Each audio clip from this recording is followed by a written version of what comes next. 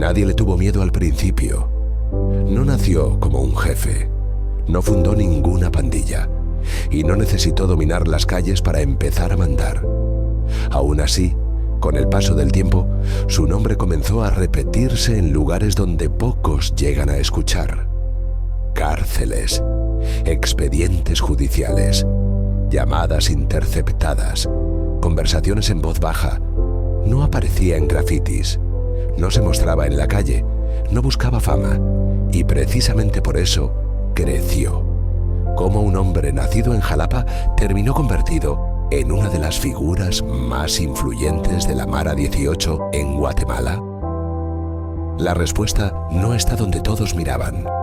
Mientras muchos observaban las esquinas, los barrios, las pandillas visibles, el verdadero poder se estaba organizando en silencio. Y para entender cómo ocurrió, hay que retroceder. Mucho más atrás, mucho antes de que el número 18 apareciera pintado en muros guatemaltecos, mucho antes de que el miedo se volviera rutina, mucho antes de que pagar extorsión se convirtiera en parte del día a día. La historia no comienza en Guatemala, comienza lejos, en las calles de Los Ángeles, Estados Unidos, durante las décadas de 1960 y 1970. En aquel tiempo, miles de jóvenes crecían en barrios marcados por la discriminación, la pobreza y la violencia constante. Barrios donde la ley llegaba tarde, donde las oportunidades no existían. Muchos de esos jóvenes eran hijos de migrantes, otros migrantes ellos mismos. No encajaban, no pertenecían, buscaban identidad, buscaban protección, buscaban algo que les diera un lugar en el mundo. Así surgió la 18 Street Gang, conocida más tarde como Barrio 18. Al inicio no era una organización internacional, no tenía una estructura compleja, no tenía influencia fuera de su entorno inmediato. Era una pandilla callejera, pero con el paso del tiempo, las drogas, las armas y el sistema penitenciario transformaron ese grupo en algo distinto. Cada arresto no debilitaba la pandilla, la conectaba. Cada cárcel se convertía en una escuela. Cada condena en una oportunidad de ascenso. Las cárceles no destruyeron la pandilla, la hicieron más fuerte. La violencia dejó de ser impulsiva, se volvió método. La disciplina dejó de ser informal, se volvió regla. El control dejó de ser local, se volvió objetivo. Durante los años 80 y 90, una política cambiaría para siempre el destino de Centroamérica. Estados Unidos comenzó a deportar masivamente a migrantes con antecedentes penales. Miles de jóvenes fueron enviados a países que apenas salían de conflictos armados, países con instituciones frágiles, con economías débiles, con estados incapaces de responder. Guatemala era uno de ellos.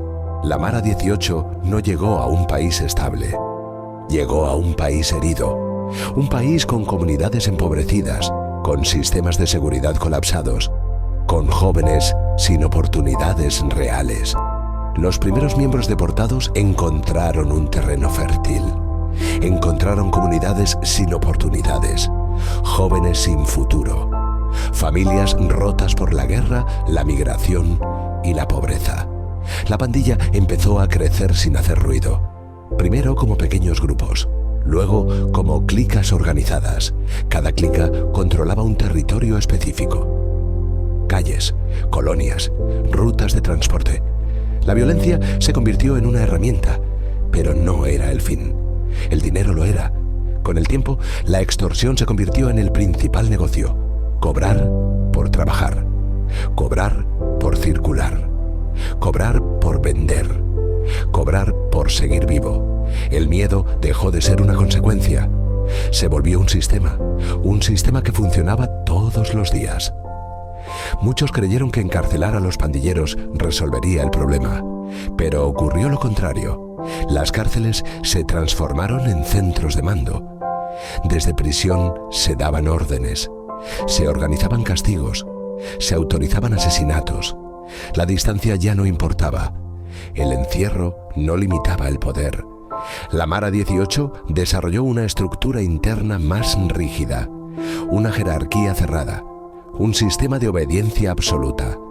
A esa cúpula de poder se le conoció como la Rueda, un círculo donde pocos decidían por muchos, donde una orden podía recorrer barrios enteros en cuestión de horas. Fue en ese contexto donde surgieron líderes formados dentro de Guatemala, no fundadores, no creadores, sino administradores del poder. Personas que entendieron que el verdadero dominio no estaba en la fuerza bruta, sino en el control de la estructura. Uno de esos nombres fue el Lobo. Aldo Dupi Ochoa Mejía, conocido como el Lobo, nació en el departamento de Jalapa, al oriente de Guatemala. Su historia no es la de un jefe que aparece de la noche a la mañana. Es la de alguien que aprendió a moverse dentro del sistema. Mientras muchos buscaban respeto a través del miedo inmediato, él entendió que el verdadero control era a largo plazo. Según investigaciones periodísticas y reportes oficiales, el Lobo fue identificado como uno de los líderes más influyentes de la Mara 18 en Guatemala. Su poder no dependía de estar presente físicamente. Dependía de ser obedecido sin cuestionamientos. Desde prisión, coordinaba estructuras completas. Mantenía disciplina interna. Tomaba decisiones que afectaban barrios enteros sin salir de una celda. No necesitaba mostrarse, no necesitaba gritar. Su nombre bastaba. Pero mientras el liderazgo se fortalecía, el costo humano crecía. Transportistas asesinados por no pagar extorsión. Comerciantes obligados a cerrar negocios de toda la vida. Familias desplazadas de sus propios barrios. Madres enterrando hijos. Niños creciendo con miedo. Comunidades enteras aprendiendo a callar. Las víctimas rara vez aparecen en los expedientes, pero son el verdadero rostro de esta historia. La violencia no solo destruyó vidas individuales, destruyó la confianza, destruyó el tejido social. Barrios enteros aprendieron a vivir en silencio, a no preguntar, a no mirar, a no hablar. Durante años, el Estado respondió con fuerza. Operativos, redadas, capturas masivas, más cárceles. Algunos líderes fueron capturados, otros reemplazados. La estructura sobrevivió. Expertos coinciden en algo fundamental. La violencia no nace sola. Se alimenta de exclusión, de pobreza, de desigualdad, de abandono. Mientras esas condiciones existan, el ciclo continúa. La Mara 18 no nació en Guatemala, pero aquí se transformó. Y figuras como el Lobo no surgieron de la nada. Surgieron de un sistema roto. Entender cómo empezó todo no es justificar la violencia. Es el primer paso para que no vuelva a repetirse. Porque un país que no entiende su pasado está condenado a repetirlo. Y el futuro de Guatemala no puede seguir escribiéndose con miedo. Pero el miedo no desaparece solo porque alguien lo diga en voz alta.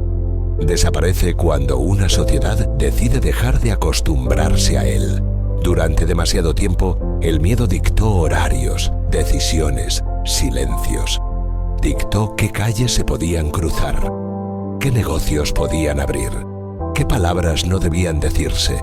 Y mientras el miedo gobernaba la vida cotidiana, otros aprendían a gobernar desde la sombra. La historia que acabas de escuchar no es solo sobre una pandilla. No es solo sobre la Mara 18. No es solo sobre el Lobo. Es sobre un país entero obligado a vivir en alerta. Es sobre cómo la violencia se normaliza cuando se repite todos los días. Y sobre cómo el poder crece cuando nadie lo cuestiona. Porque líderes como el Lobo no aparecen en el vacío. Aparecen cuando el abandono dura demasiado. Cuando la exclusión se hereda. Cuando el silencio se vuelve costumbre. La pregunta entonces no es solo cómo llegó hasta ahí. La pregunta es otra. ¿Qué permitió que llegara tan lejos? ¿La pobreza? ¿La falta de oportunidades? ¿La corrupción? ¿La indiferencia? ¿O todas al mismo tiempo? Cada quien tendrá su propia respuesta. Pero hay algo que no se puede negar. Mientras el país miraba hacia otro lado, El poder se organizaba. Mientras muchos aprendían a sobrevivir, otros aprendían a mandar. Y eso nos deja frente a una decisión que sigue abierta hoy. Seguir reaccionando o empezar a prevenir. Seguir viviendo con miedo o empezar a enfrentarlo desde la raíz. Porque la historia de la Mara 18 no terminó. Sigue escribiéndose todos los días. En cada barrio olvidado, en cada joven sin oportunidades, en cada silencio impuesto, pero también puede empezar a cambiar en cada decisión distinta, en cada comunidad que se organiza, en cada niño que encuentra otra opción, en cada persona que decide no callar. Este documental no busca señalar culpables únicos, busca hacer algo más difícil, invitar a pensar. Porque solo cuando una sociedad se pregunta por qué llegó hasta aquí, puede decidir hacia dónde quiere ir. El miedo escribió muchas páginas de la historia reciente de Guatemala, pero no tiene por qué escribir las siguientes. Eso ya no depende de una pandilla, ni de un líder, ni de una celda. Depende de todos. Y ahora la pregunta queda abierta. ¿Qué historia queremos escribir a partir de hoy?